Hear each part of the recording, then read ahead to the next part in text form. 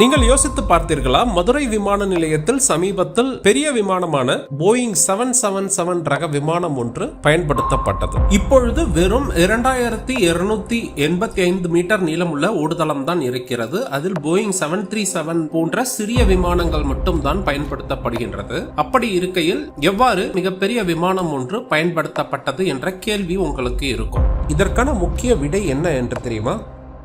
மிக அதிக தூரம் பயணிக்கக்கூடிய இந்த வகை போயிங் விமானத்தால் கிட்டத்தட்ட 400 பயணிகள் வரை பயணிக்க முடியும். பயணிகள் மற்றும் அவர்களது உடைமைகள் மற்றும் அதிகமான எரிபொருள் என்று அதிக எடையோடு இருக்கும் இந்த விமானத்திற்கு குறைந்தது 3000 மீட்டர் அளவிற்கான ஓடுதளம் தேவைப்படும். ஆனால் இங்கு அவ்வாறு அல்ல.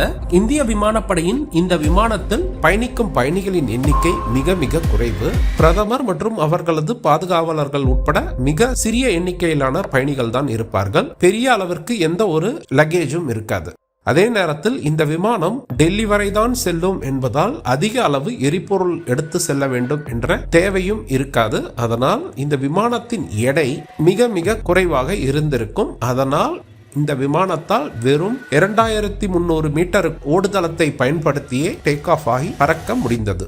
எதிர்காலத்தில் மதுரையில் 3800 மீட்டர் அளவிற்கு விமான ஓடுபாதை விரிவாக்கப்படும். அப்பொழுது பொதுமக்களும் இந்த வகை விமானங்களை மதுரையில் பயன்படுத்தலாம். உங்களுக்கு அறிவியலில் ஆர்வம் இருந்தால் இந்த சேனலை சப்ஸ்கிரைப் செய்து கொள்ளுங்கள்.